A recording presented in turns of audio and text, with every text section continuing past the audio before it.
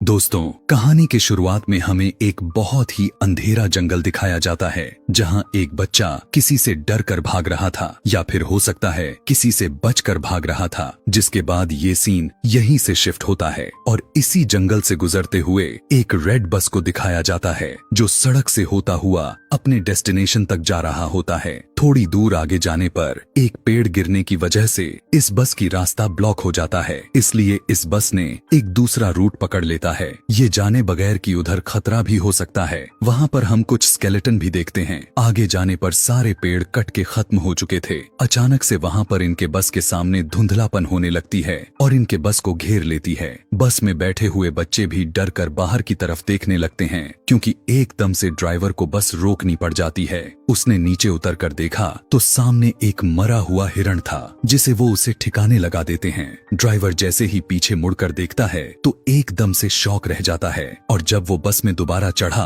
तो पता चलता है कि उसके पीछे से कोई आदमी भी चढ़ता है जिसने बस ड्राइवर को गन पॉइंट पर लिया हुआ था। वो सभी बच्चों को धमकी देकर अपने सीट पर आराम से बैठने को कहता है। सभी बच्चे उसकी बात मान जाते हैं और बस में आराम से बैठ जाते हैं। इसी बस में बैठे हुए एक बच्चे को याद आता है कि उसने न्यूज में इस आदमी के बारे में पढ़ा था। वो एक सीरियल किलर था और ये कुछ ही दिन पहले जेल से भागा था। और यही नहीं बल्कि डरा देने वाली बात तो ये थी कि ये आदमी सिर्फ टीनेजर को ही मारा करता था, या यह कह सकते हैं कि वो एक साइकोपैथ है। इस आदमी के कहने पर सभी लोग अपने फोन को विंडो से बाहर फेंक देते हैं और ड्राइवर अपनी बस चलाता रहा। और चलते हुए ड्राइवर ने एक और साइन बोर्ड मिस कर देता है जिस पर लिखा हुआ था कि वे एक मिलिट्री के खाली जोन की तरफ बढ़ रहे हैं, यानी एक ऐसा एरिया जहां सालों पहले रिसर्च की गई थी लेकिन अब वहां पर कोई इंसान नहीं रहता है। अब इनकी बस एक टनल से होता हुआ जाने लगता है जिस टनल में लाइट्स भी जल रही थीं, लेकिन कुछ दूर जाने के बाद उनका बस एकदम से रुक जाती है।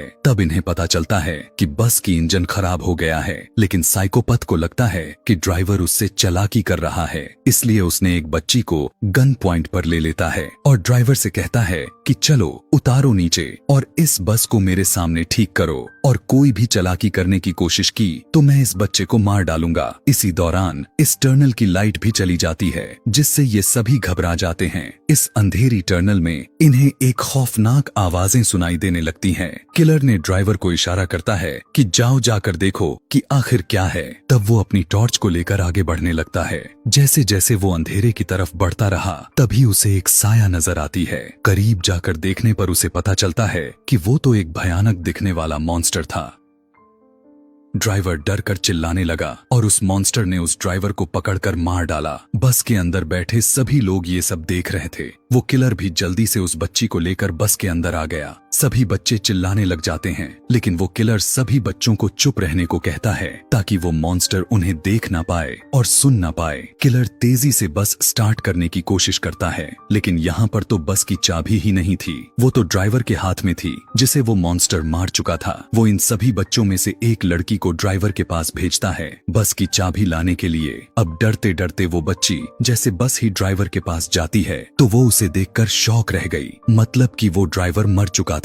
लड़की को यकीन ही नहीं आ रहा था। गम से उसकी आंसू निकलने लग गए, लेकिन यहाँ पर रोने का वक्त नहीं था, इसलिए वो उस चाबी को लेती है और बस में वापस आ गई। बस में उस बच्ची की हालत कुछ खास ठीक नहीं थी। जब बाकी बच्चे उससे ड्राइवर के बारे में पूछते हैं तो वो ना में सर हिला देती है क्योंकि अब वो ड्राइवर जिंदा नहीं था। इस बात को सुनकर सभी बच्चे उदास और दुखी हो जाते हैं। यहाँ भी किलर रेगी नाम के लड़के को बस स्टार्ट करने को कहता है, लेकिन बस तो खराब थी, आखिर कैसे स्टार्ट होती। उसे धमकी देता है, अगर तुमने बस स्टार्ट ना की तो मैं इन सभी को मार दूंगा। लेकिन ये लड़का इस किलर से बिना डरे बहस करने लगता है और मौका पाते ही पीछे से एक बच्चा उसे धक्का दे देता है। जब वो नीचे गिरता है तो रेगी ने उसके हाथ से गन छीन लेता है और फिर उसी के ऊपर पॉइंट कर दी। लेकिन यहाँ पर किलर हंसने लग जाता है और कहता है कि तुम नहीं मुझे मार सकते। अरे मारने के लिए बहुत हिम्मत चाहिए होती है जो तुम्हारे में तो बिल्कुल नहीं। इससे पहले कि ये बच्चा कुछ कर पाता बस के बाहर से इन्हें आवाजें सुनाई देने लगती हैं और इस आवाज ने सबको डिस्ट्रैक्ट कर दिया और किलर ने दोबारा उनसे गन छीन ली। अब बस के ऊपर से आने वाली आवाजें भी बढ़ चुकी थीं,